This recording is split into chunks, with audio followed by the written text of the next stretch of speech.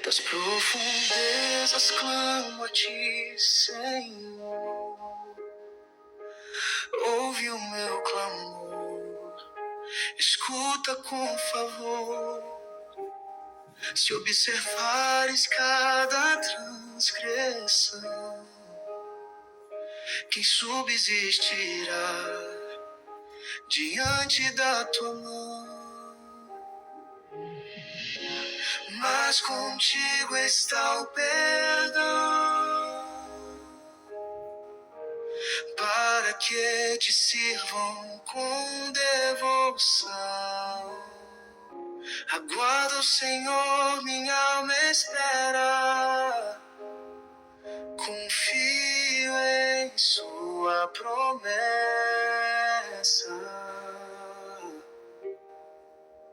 Mais que as sentinelas esperam amanhecer,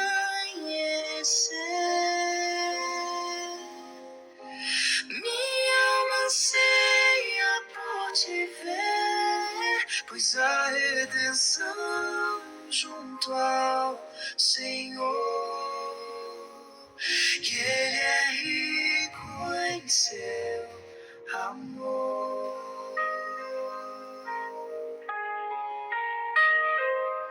Povo de Deus, confie em seu Redentor. Grande é sua graça, fiel é o Senhor.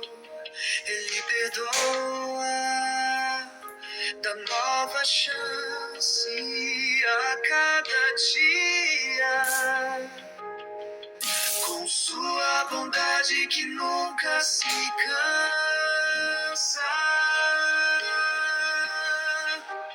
Mais que as sentinelas esperam amanhecer,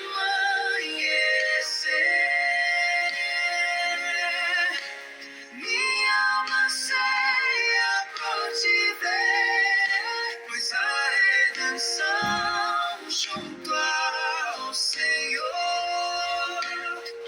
e Ele é rico em seu amor.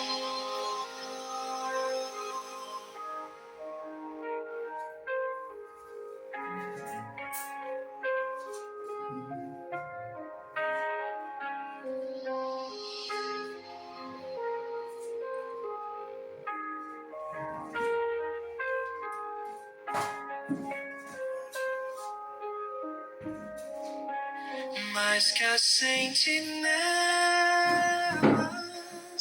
esperam amanhecer, minha alma anseia por te ver, pois a redenção junto ao Senhor, e Ele é rico em seu amor.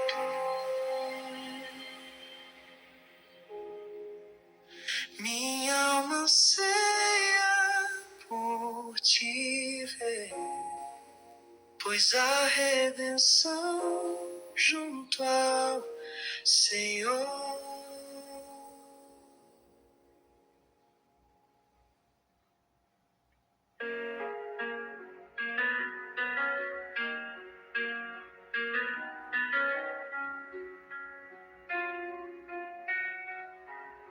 Feliz é quem tem seus pecados cobertos, quem foi limpo e agora é liberto, em quem o Senhor não vê transgressão e vive com sincero coração.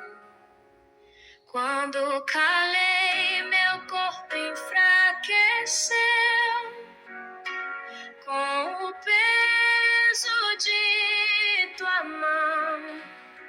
Minhas forças se acabaram, mas confessei a ti, ó meu Senhor. Tu me perdoaste, tiraste o temor, cerca cercaste-me com teu amor. És meu abrigo na tribulação, me envolves com canção de salvação.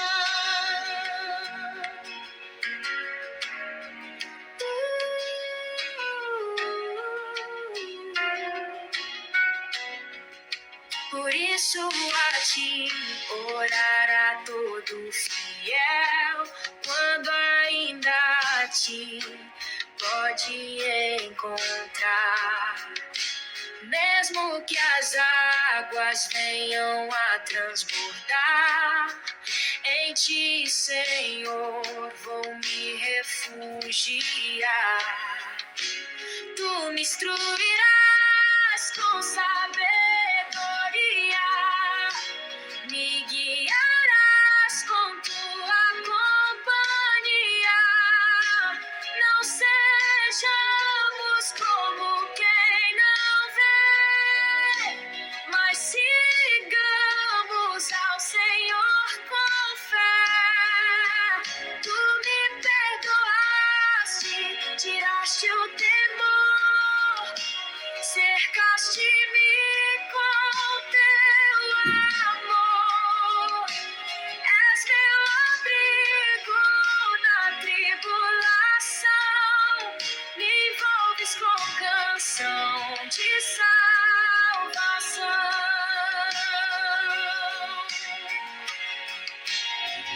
Muitos sofrem por negar teu caminho, mas o teu amor cerca o teu filhinho. Alegrem-se todos que nele confiam, cantem de júbilos que o seguem dia a dia.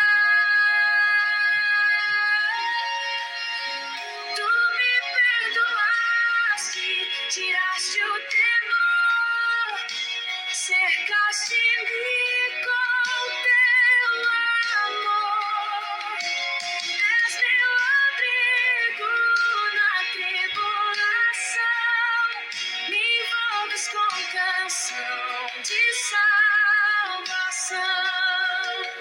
És meu abrigo em tribulação, me envolves com canção de salvação.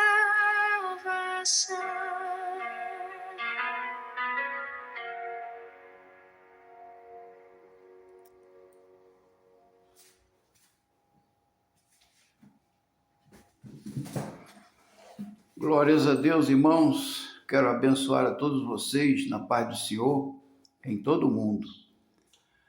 Hoje, irmãos, a gente vai levar uma mensagem aqui muito importante e que você possa ouvir e meditar, né? Porque muitas coisas, irmãos, a gente não sabe, né? Por quê? Porque muitas vezes a gente entra numa igreja, a gente é convidado para entrar numa igreja, e muitas delas, né, não estou falando todas, muitas delas estão ensinando o evangelho errado. E hoje eu vejo, irmãos, muitas pessoas aprendendo com o próprio Jesus, não com o homem. Porque se ele aprender com o homem, aí, irmãos, ele vai ser tido como mercenário. Porque nós não podemos aprender este evangelho com o homem, irmãos. Porque o homem, como eu falei, não são todos, mas muitos levaram o evangelho para o dinheiro. E a palavra do Senhor diz que o dinheiro é a raiz de todo mal, né? E muitos nesta cobiça se desviaram da fé. Aí entra o mercenário, né? Eu volto aqui a dizer, eu não estou falando de todos. Tem muita gente pregando o evangelho, irmãos, a verdade. Tá bom, irmãos? A palavra do Senhor, irmão, diz assim, ó: se tiver duas pessoas ou mais falando do amor de Deus, falando de Cristo, ali o Senhor estará presente. Olha só, basta você estar reunido ali com um ou dois irmãos conversando, a presença de Cristo já está ali, irmãos. Mas aí eu vou mostrar para você uma pregação muito importante para que vocês leiam a Bíblia, porque é a Bíblia, irmão, é a palavra de Deus que salva. Se nós vivermos conforme o mandado de Cristo. Deus nos manda, irmãos, fazer a sua vontade. Então, se você estiver, irmão, fazendo a vontade de Deus, você será salvo. A gente vai ouvir aqui a pregação do Evangelho para a glória de Deus. E vocês fiquem atentos, irmãos. Uma grande pregação. Aleluia. Tem irmão que pega e diz assim: olha, o Senhor Jesus bateu de frente com o templo, o Senhor Jesus acabou com o templo, tu tá todo errado. Eu lhes digo que aqui está o que é maior do que o templo. E eis que está aqui quem é maior do que Salomão. A pedra que os construtores rejeitaram tornou-se a pedra angular. Cristo pregou contra o templo de pedra. Esse é um dos ensinamentos mais importantes e valiosos que o sistema religioso atual faz de tudo para esconder de você. Frases, por exemplo, como não sobrará pedra sobre pedra desse templo que não venha a ser derrubado, ou frases como o véu do templo se rasgou, assim como as pedras do templo se fenderam, se racharam no momento da morte de Cristo, são completamente escondidas. Eles dificilmente vão falar sobre elas ou ensinar aos fiéis que os seguem o que isso verdadeiramente significa. Assim como a frase, os construtores rejeitaram a pedra angular. Essa é uma das frases mais importantes que nós temos e poucas pessoas, pouquíssimas, sabem o seu real significado. Quem são esses construtores? Por que rejeitaram e como eles ainda rejeitam até os dias de hoje? E esse é o próprio sistema do anticristo que corrompe milhões e milhões de pessoas ao longo dos últimos séculos, fazendo com que essas pessoas vão diretamente para o engano, pensando que estão seguindo a Cristo. Líderes religiosos hoje, pastores, homens que se colocam como representantes de Deus, não entram nem eles mesmos no reino dos céus e não permitem que outros entrem. Esses caras, eles vão dizer para você que Cristo foi a favor do templo, vão negar a verdade justamente porque é conveniente a eles. Eles usam o templo hoje como um amparo para que eles possam receber dízimos e ofertas de forma mentirosa. Eles usam as escrituras, distorcendo o que está escrito aqui, para mentir a você e conseguir arrancar dinheiro em nome do sustento do templo de pedra. Mas Atos 17 e 24. O Criador, que fez os céus e a terra, não habita em templos feitos por mãos humanas e nem precisa de nada de nossas mãos, de dinheiro. E é com essa base, com base em Atos 17 e 24 e com base na frase os construtores rejeitaram a pedra angular, que iniciaremos o nosso estudo de hoje. Olha como é que esses caras trabalham. Veja aí o pastor Osiel Gomes falando a respeito do templo. Irmão que pega e diz assim: olha, o Senhor Jesus bateu de frente com o templo, o Senhor Jesus acabou com o templo, tu tá todo errado. Jesus orava no, Jesus ia para o, Jesus bateu contra a tradição religiosa. Será? Ele nunca bateu contra o templo, porque quando Davi propôs fazer o templo, Deus disse: eu aprovo o teu plano. Não foi assim? Mesmo que precisem mentir, vão fazer isso para passar por cima da verdade e enganar você. Perceba, ele diz que Cristo foi a favor do templo, orava no templo, estudava no templo e não pregou contra o templo, porque quando Davi disse que queria construir o templo, Deus veio para Davi e disse: eu aprovo o teu plano. Será que foi isso mesmo? Ele nunca bateu contra o templo, porque quando Davi propôs fazer o templo, Deus disse: eu aprovo o teu plano. Quando lemos as Escrituras, nós descobrimos a verdade, pois a verdade nos libertará. E é isso que iremos fazer hoje. Assista esse vídeo com calma, analisando aí você também, deixando seus comentários aqui embaixo. E se for novo ou nova, inscreva-se, não esqueça disso. E, principalmente, compartilhe essa mensagem com quem precisa enxergar. Samuel 7, capítulo 1. Sucedeu o dia que, estando o rei Davi em sua casa, tendo o Senhor lhe dado descanso de todos os seus inimigos ao redor, foi ele até o profeta Natã e disse: eu moro em uma casa de cedro. A arca da aliança do Criador está morando dentro de cortinas, no tabernáculo, o qual o próprio Criador instituiu que se fizesse um tabernáculo com cortinas, com peles de animais. Antigo Testamento, que assiste os meus vídeos sabe, é uma sombra para o Novo Testamento. Hebreus 10:1 deixa isso muito claro para todos nós. É uma figuração, são sombras. O tabernáculo representa o nosso corpo. A arca da aliança representa o nosso coração. O Criador fez tudo com um grande motivo. Hoje, por meio da graça de Cristo, o nosso corpo representa o tabernáculo e a arca da aliança, o nosso coração. Certo? Vamos continuar então. E Natã disse ao rei: vai, faça tudo quanto está em seu coração, porque o Senhor é contigo. Porém, naquela mesma noite, aconteceu que a palavra do Pai veio até Natã e disse assim: vai até meu servo Davi e diga a ele: você irá edificar uma casa para minha habitação? É uma pergunta.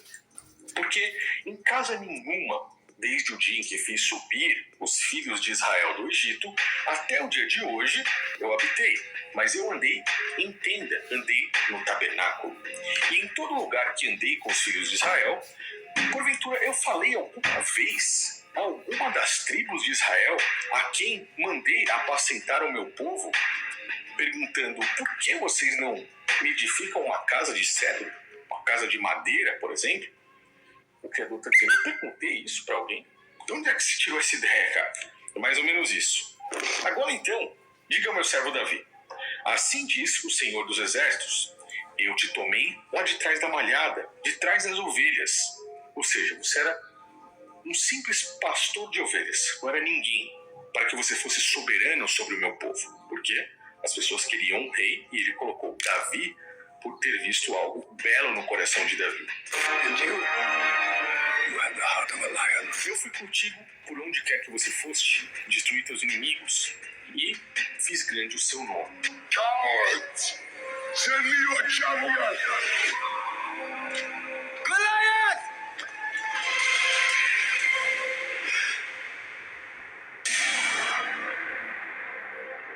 Deus está dizendo assim: cara, eu fiz você crescer, agora você quer construir algo para mim e preparei lugar para o povo de Israel. Eu o plantarei para que habite em seu lugar e não mais seja removido. Nunca mais os filhos da perversidade o aflijam como antes. E desde o dia em que mandei que houvessem juízes sobre o povo, eu dei descanso a todos os seus inimigos. Também diz que eu te farei casa. Mais uma vez, o Criador diz a ele: não é você que vai me fazer casa, eu te farei casa. E aí é onde vem, versículo 12. Quando teus dias forem completos e você vieres a dormir, ou seja, quando você morrer, eu farei levantar depois de ti um dentre a sua descendência, o qual sairá das tuas entranhas e estabelecerei o seu reino. Esse sim é quem edificará uma casa ao meu nome. Confirmarei o trono do seu reino para sempre, eternamente. Ou seja, o Criador falou assim: cara, você não vai me construir casa, eu é que vou construir casa a você, porque eu sou o Criador, eu sou maior, eu te tirei lá de trás da malhada e eu farei isso. Ou seja, Deus repreendeu a ideia de Davi. Ele não falou para ele fazer uma casa de cedros, ele não falou para Davi construir um templo. Você entende como esses caras mentem? Quando Davi propôs fazer o templo, Deus disse: eu aprovo o teu plano. E aqui existe uma profecia. Por quê? Ele diz que alguém da descendência de Davi, depois da morte de Davi, iria se levantar para fazer um reino e esse reino seria eterno. O Criador disse: e eu serei por pai desse que irá me construir casa, e ele me será por filho. Se ele vier a transgredir, eu castigá-lo-ei com vara de homens e açoite de filhos dos homens. Ele está falando do Messias, de Cristo, que era filho de Davi, era da descendência de Davi, era da linhagem, da tribo de Judá. Mas a minha benignidade não se apartará dele, como eu tirei de Saul, o antigo rei, a quem tirei diante de ti. Porém, a sua casa, preste muita atenção nisso, e o seu reino serão firmados para sempre diante de ti. O teu trono será firme para sempre. Conforme estas palavras e conforme toda a visão, assim falou Natã a Davi. E aí, Davi ficou ali, chorou diante do Senhor, se ajoelhou, orou e agradeceu essa promessa. Deus repreendeu a ideia de Davi. Então, Deus não pediu que Davi construísse um templo. Diversas coisas ocorreram na vida de Davi. Salomão nasceu, cresceu, se tornou um homem, e Davi mudou de ideia. Ele retomou a sua promessa. Quando nós olhamos primeiro Crônicas, no capítulo 22, nós vemos que Davi chegou a Salomão e fez algo realmente muito estranho. Davi disse assim: essa casa será a casa do Senhor. Esse será o altar do holocausto para Israel. E juntou vários estrangeiros ali, pessoas que estavam diante da terra de Israel, e ordenou cortadores de pedra para que lavrassem pedras, para se edificar uma casa ao Criador. No versículo 5, nós vemos Davi chegando a Salomão. Ele disse assim: Salomão, meu filho, você ainda é moço e tenro, e a casa que se há de edificar para o Senhor deve ser magnífica em excelência. Me diga, Davi está falando para Salomão construir uma casa? Foi isso que o profeta Natã falou para ele. Essa é a promessa. Alguém, depois que ele morresse, sairia da descendência dele e construiria uma casa. Davi não esperou a promessa. Davi jogou isso nas mãos do seu filho, Salomão. Perceba que existe uma discrepância no entendimento de Davi aqui. E Davi continua falando então para Salomão. Ele ordenou que edificasse uma casa em nome do Senhor Deus de Israel. Disse assim: filho meu, quanto a mim, tive em meu coração o propósito de edificar uma casa em nome do Senhor meu Deus. Porém, veio a mim a palavra do Senhor, dizendo: tu derramaste sangue em abundância, fizestes grandes guerras, não edificarás casa nenhuma em meu nome, porque derramou muito sangue perante mim. Eis que meu filho que nascer será homem de repouso, seu nome será Salomão, o que significa que paz e descanso eu darei a Israel nos seus dias. Eu pergunto para você, foi isso que Davi ouviu do profeta Natã? Davi era um homem que tinha a unção de rei. Você tinha a unção de rei ou a unção de profeta? Davi se comunicava com o Criador pelo profeta Natã. Foi isso que nós vimos no livro de Samuel, quando Davi colocou no coração que queria construir uma casa para Deus? Não. Davi, nesse momento, mentiu. Ele não esperou a promessa que era para Cristo, alguém da sua descendência, e que construiria uma casa eterna ao Criador. Salomão aceitou isso.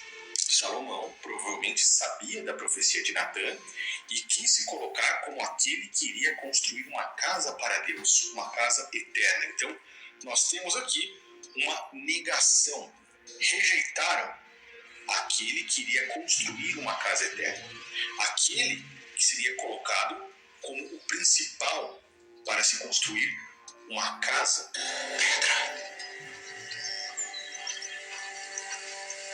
E sobre esta pedra edificarei a minha igreja, e as portas do inferno não poderão vencê-la. Quando nós olhamos uma construção naquela época, nós vemos que existe algo muito importante para que essa construção realmente desse certo. E essa coisa importante se chama pedra angular. Ou seja, Davi e Salomão os construtores do primeiro templo de pedra são os que rejeitaram a pedra angular. E aqui, nessas duas passagens que eu li para você, nós temos claramente quem são os construtores e o momento em que eles mentiram e negaram o próprio Cristo. Vamos continuar aqui, versículo 10. E aí Davi diz a Salomão: o Criador me disse que esse meu filho, aquele que sairá da minha descendência, edificará uma casa em meu nome. Ele me será por filho e eu serei por pai, diz o Criador.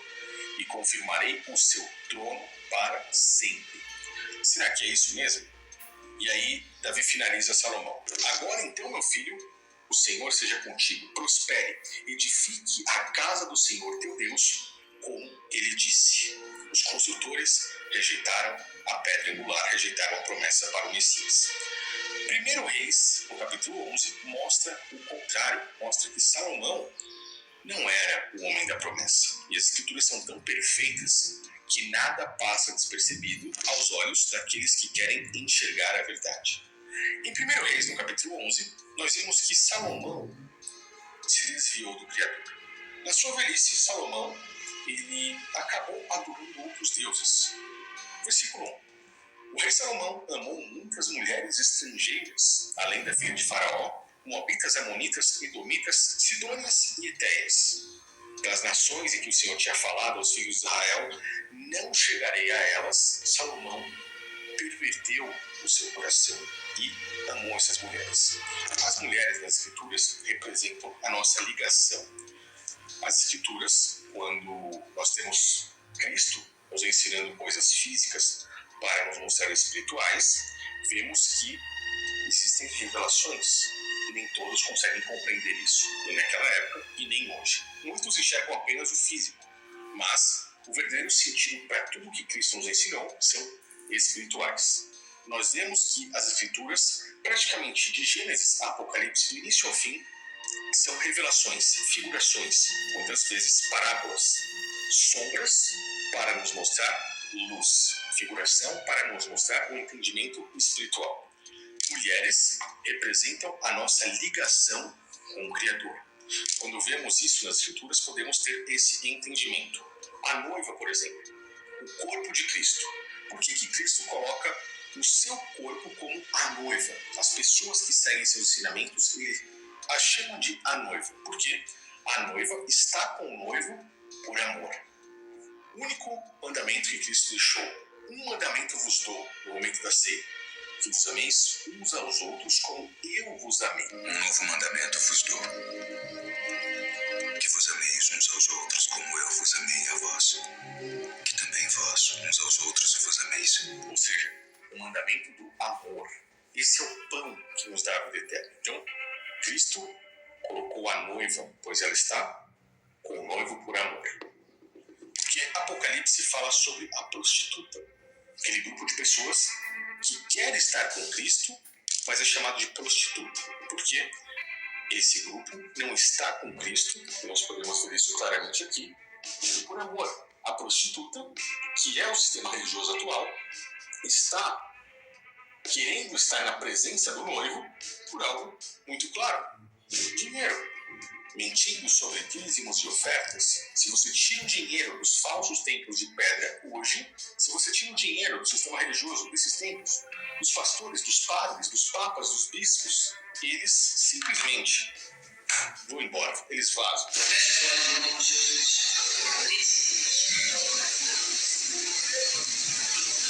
Senhor, meu Deus, Assim, esse mês eu dizia, no outro mês acho que eu não vou dizer mais nada. Dizia, aqui eu tô dizendo que não existe isso. Porque como é que a gente bota? Primeira realidade que eu falo sobre a bênção em ofertar e dar o dízimo. Ele não reprova o dízimo. Ele diz, ó, deveis, porém, fazer essas coisas. Vocês devem continuar trazendo o dízimo. dá pelo menos um salário mínimo de dízimo, porque aí você vai ter uma renda de 6 mil e não é isso? Se você que é dizimista, traga seu dízimo. Você que é ofertante, traga sua oferta. Você que não é nada, não traga nada. Permaneça como você está, né?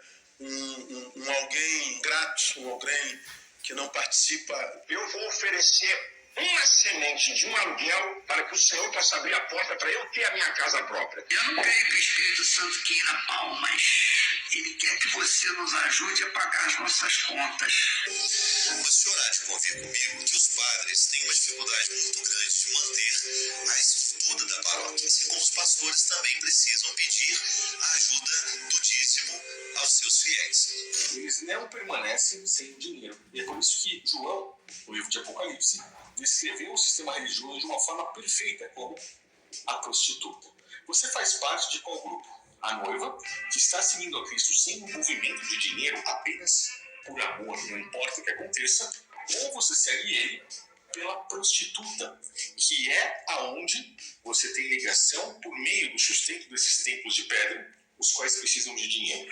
Comece a raciocinar com isso. Então, quando as escrituras nos falam a respeito das mulheres, estamos falando das ligações com o Criador, da nossa ligação com Deus, ou, por exemplo, no caso aqui de 1 Reis, das ligações de Salomão com o Criador ou com outros deuses. Por quê? Nós estamos vendo aqui, versículo 3.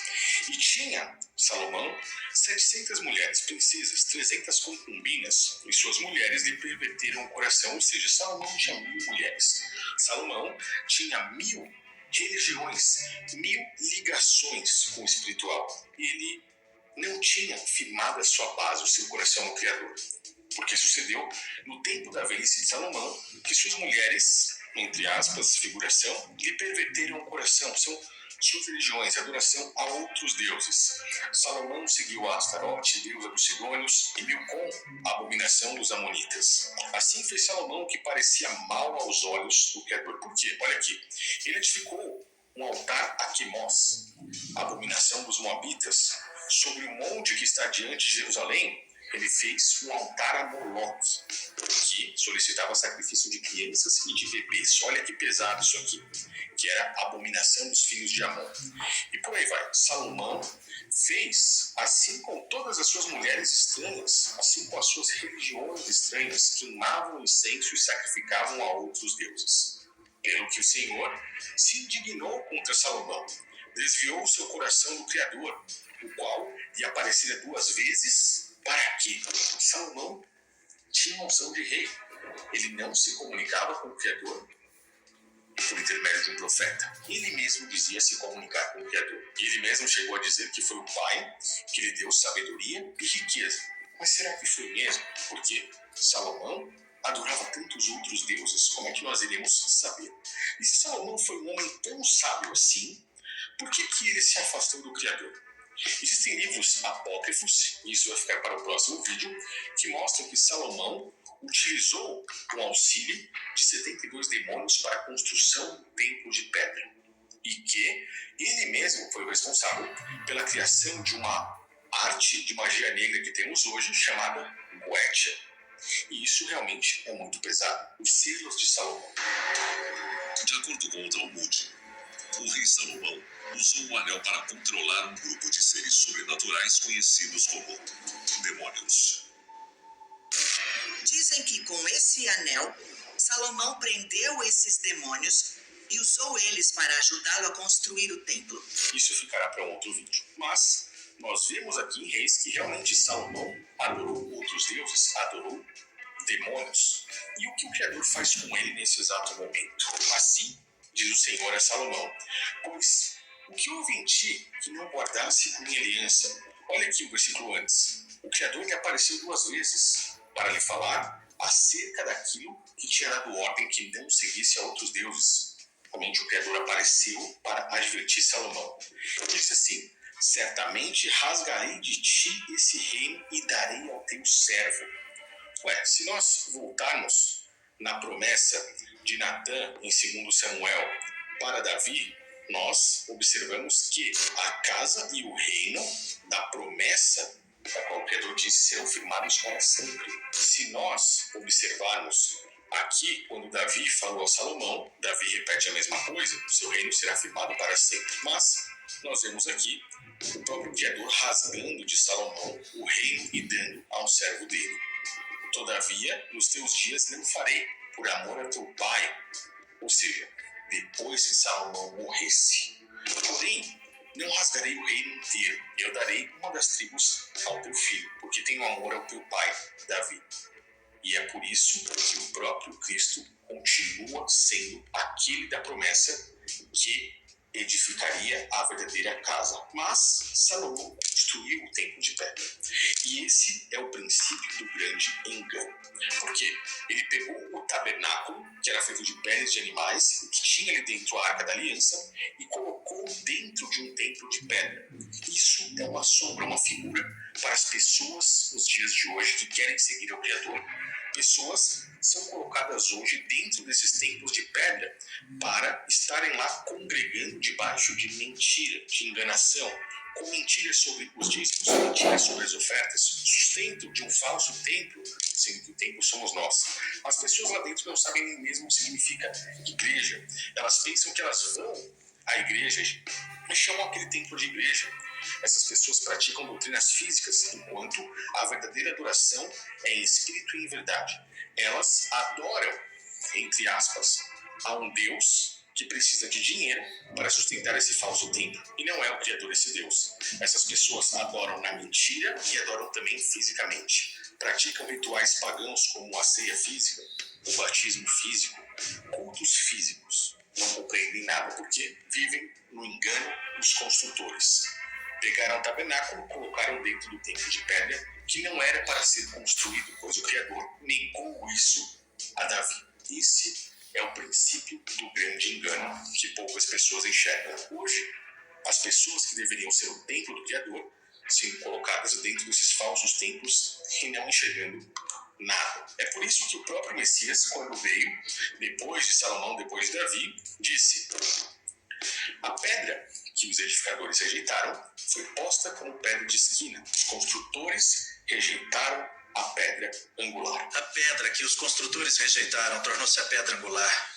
E aí o próprio Cristo continua: portanto, eu vos digo que o reino do Pai será tirado de vocês e será dado a uma nação que verdadeiramente dê os frutos do reino. Isso vem do Senhor e é algo maravilhoso para nós. Portanto, eu lhes digo que o reino de Deus será tirado de vocês e será dado a um povo que dê os frutos do reino. Isso é maravilhoso para nós, é maravilhoso aos nossos olhos, o próprio Messias diz. Aquele que cair sobre essa pedra irá se despedaçar, e aquele que ela cair em cima será reduzido a pó. E os principais sacerdotes do templo e os fariseus, os líderes religiosos, ouvindo essas palavras, entenderam que Cristo falava deles. E, pretendendo prendê-lo, eles ficaram com medo do povo, porque as pessoas tinham Cristo como um profeta. Da mesma forma, Mateus 26:3, se reuniram na sala do sumo sacerdote do templo, Caifás na época de Cristo. Só tem um único sumo sacerdote ali. Os sacerdotes do templo, guardas do templo, líderes religiosos, fariseus, saduceus se reuniram com o sumo sacerdote Caifás para planejarem como iriam matar a Cristo. As pessoas do templo, porque Cristo estava pregando contra esse templo dos construtores. As obras que eu realizo em nome do meu Pai falam por mim. O que quer dizer com meu Pai? Mas vocês não creem, porque não estão entre as minhas ovelhas. Você proferiria tal profanação em meio aos pilares do pórtico de Salomão? Não tem vergonha? Essa blasfêmia é suficiente para a pena capital. E nós estamos bem no templo. Pedras! Precisamos de pedras! Eu e o Pai somos um. Quem são os construtores nos dias de hoje? Existe uma sociedade que se chama maçonaria. A palavra maçom significa construtor.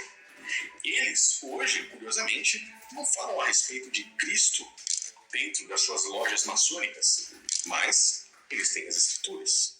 O lugar sagrado para eles dentro das suas lojas maçônicas, o local mais importante é, curiosamente, o trono de Salomão, o construtor do primeiro templo de pedra. All over the lodge, we can see how it might be laid out as part of a temple. Because right back here where the pillars were is the first gate that you pass through. And you come into the second part at the altar, and the altar is clear separation between one part of the lodge and the other. And that part of the lodge where the master sits is the part that's out of bounds. It's the holiest part of King Solomon's temple, and it's the part that's most respected in masonry. Os maçons, os construtores, aqueles que se iniciaram, pelo menos muitos dizem que se iniciaram ali em Salomão, são eles que rejeitam a pedra angular até os dias de hoje. E, curiosamente, muitos líderes religiosos atuais se passam por pastores, mas na verdade são construtores infiltrados. São maçons. Prudente construtor e do outro lado da cidade mundial. Você vai ter em casa essa colher, essa ferramenta, amém? Essa aí não é para você enfiar no cimento, não. Essa aí é ungido. Isso aí é para você tocar nos seus projetos, no seu contrato, no seu processo. Aonde você tocar vai ser abençoado. Vai enfiar esse cimento na cara, pelo amor de Deus, né? A maçonaria é uma sociedade de homens de negócio, homens de bem, ajudam na convivência da sociedade. A maçonaria trabalha com filantropia. Então eu vejo a maçonaria como uma sociedade secreta de homens da sociedade, de homens de bem, de pessoas influentes. Não só pastores, líderes religiosos, mas muitos também do mundo gospel, que são cantores, cantoras, estão infiltrados. Eu penso, por exemplo, na geração ainda dos meus avós. Como assim, gente? Eram todos maçons. Maçons. A maçonaria era uma prática comum no meio evangélico. E nós sabemos que a maçonaria não é uma sociedade de homens de negócios, simplesmente. Ela é uma seita. Isso veio advindo do próprio catolicismo romano, quando eles, lá atrás, continuaram se infiltrando, são construtores dos templos de pedra. Essas imagens que você está vendo aí são templos católicos, porém cheios de ornamentos, cheios de imagens, símbolos, simbologia maçônica, simbologia dos construtores. Está tudo interligado. O sistema religioso ainda está nas mãos desses caras. E nem eles entram no reino do Pai e não permitem também que outras pessoas entrem, porque os construtores rejeitaram a pedra angular.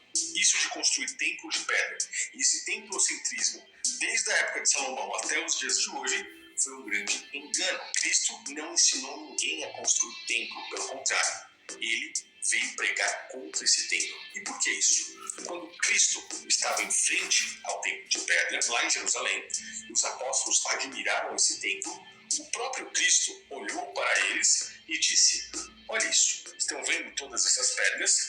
Eu lhes digo que não sobrará pedra sobre pedra. Mateus 24, 1 e 2. O próprio Cristo dizendo que aquele templo seria completamente destruído. Essa profecia se cumpriu fisicamente no ano 70 depois de Cristo e se cumpriu também espiritualmente, pois o próprio Cristo mostrou que nós somos o verdadeiro templo. Uma das passagens que eu vou estudar aqui com você em breve também é o momento em que Cristo está em frente ao templo em Jerusalém, destrói ali as coisas dos cambistas, se coloca na frente dos fariseus, dos saduceus, dos mestres da lei, dos líderes religiosos e diz assim: destruam esse templo e eu reconstruirei em 3 dias. O que você fez? Cristo purificou Jerusalém, não o templo de pedra, mas fez isso justamente na frente do templo, porque estava mostrando ali o fim daquele templo de pedra, o fim do templo físico e a verdadeira casa de oração, o nosso corpo.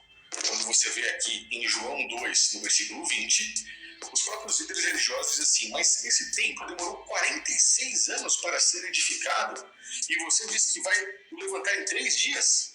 Porém, eles não compreenderam que Cristo falava do seu próprio corpo, porque enxergavam tudo fisicamente. Cristo falava do seu próprio corpo e reconstruiu o verdadeiro templo em 3 dias. A verdadeira casa do Criador, que é a igreja, o corpo de Cristo, o qual ele reconstruiu em 3 dias de forma espiritual e verdadeiramente deu para o Criador uma verdadeira casa, não feita por mãos humanas. Nós, a igreja, o nosso corpo, nós, em espírito e em verdade, somos a casa que o Criador habita e se faz presente. Ele não se faz presente nem habita em templos de pedra, templos não feitos por mãos humanas. Aqui Cristo verdadeiramente firmou o reino de Davi para sempre e firmou o reino do próprio Messias, o reino do Criador, eternamente, com a igreja. Nós que seguimos verdadeiramente os seus ensinamentos. Enquanto muitos estão vivendo num engano dentro desses falsos templos de pedra, e é por isso que eu prego tanto contra isso aqui também, porque o próprio Cristo pregou contra isso. Enquanto muitos vivem nesse engano, nós, aos poucos, estamos fazendo cada vez mais pessoas abrirem os olhos. Pois, como o próprio Messias disse, nós iremos tirar de vocês esse reino e daremos verdadeiramente àqueles que querem seguir ao Criador. Consegue perceber todo esse engano? Agora, eu vou me aprofundar um pouco mais além disso. Por que você acha que o peso do ouro de Salomão, e eu não sei se você já ouviu sobre isso, traz o mesmo número da marca da besta? Esse é um tema para um próximo vídeo, mas olha que interessante. 1 Reis, no capítulo 10, no versículo 14, diz assim: o peso do ouro que se trazia a Salomão a cada ano era de 666 talentos de ouro. Se nós olharmos o livro de Apocalipse, no capítulo 13, nós vemos lá no final a marca da besta, o qual o profeta João diz assim: aqui é sabedoria, aquele que tem entendimento calcule o número da besta, porque é o número de um homem. O seu número é 666. De quem será esse número? Será que ficou claro para você agora? A besta. Nós temos duas bestas no livro de Apocalipse. Uma que sai da água e outra que sai da terra. O sistema político e o sistema religioso. Salomão, ele era um rei, representava o sistema político. Mas, diferente de seu pai Davi, Salomão também se comunicava por sonhos com o Criador. Ou seja, ele também representa o sistema religioso. Salomão, um rei político e um rei religioso. Além de tudo, um rei financeiro. O homem mais rico que já existiu na face da terra, por exemplo. O homem mais rico das Escrituras. O peso do ouro de Salomão, o sistema político, religioso e financeiro. O engano de Salomão, a mentira de Salomão. Salomão adorou outros deuses, rejeitou a pedra angular. Esse sistema da besta, sistema do anticristo, faz referência ao engano de Salomão, que se perpetua até os dias de hoje, onde muitas pessoas hoje estão no engano, dentro desses falsos templos de pedra, adorando um Jesus que pensam que é o Messias, mas não é. Se ajoelham diante do anticristo todos os dias, mas fazem parte do sistema da besta. E todas essas pessoas levam nas suas mãos e nas testas a marca do próprio Salomão, a marca da própria besta. Falaremos disso no próximo vídeo, porque esse é um tema mais profundo. Mas eu gostaria de saber se você compreendeu. Conseguiu enxergar porque Cristo veio pregar contra o templo de pedra? Conseguiu entender o grande engano de Salomão e por que os construtores rejeitaram a pedra angular? Conseguiu compreender quem são os construtores e quem eram os construtores? Eu acho que esse tema é muito importante, por isso que eu peço que você compartilhe esse vídeo, pois nunca você ouvirá falar sobre isso dentro desses falsos templos de pedra. Esses líderes religiosos nunca lhe explicarão tudo isso da forma que eu estou explicando, e isso faz com que muitos abram os olhos. Os construtores rejeitaram a pedra angular, mas chegou a hora deles perderem o seu reinado nessa grande apostasia que estamos vivendo. Valeu e até o próximo vídeo.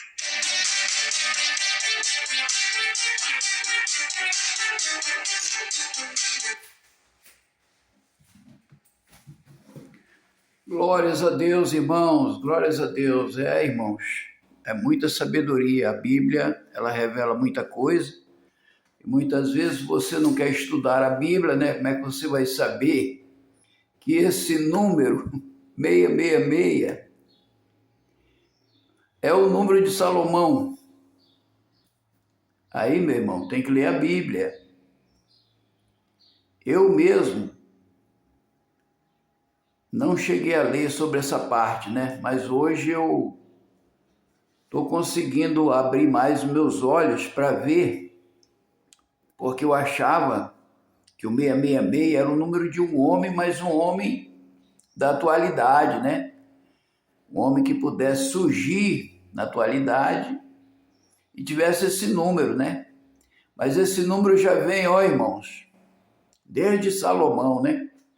Ele tinha esse número, por isso que Jesus falou, é o número de um homem. Aleluia! E aí, meu irmão? Aleluia! Louvado seja o nome do Senhor. Aí, meu irmão, você pode observar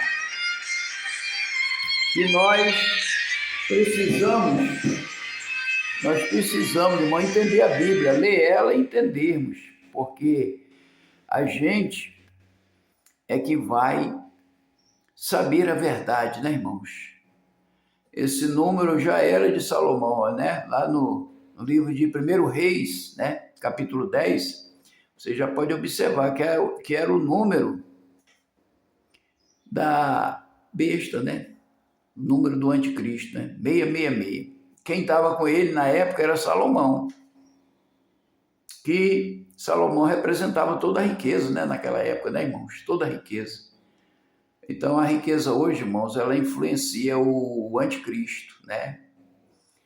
Eu até queria, né, que essas pessoas que têm muito dinheiro, né, observassem isso atento, porque o próprio Jesus falou, né, que o dinheiro é a raiz de todo mal, e muitos nesta cobiça se desviaram da fé, olha só.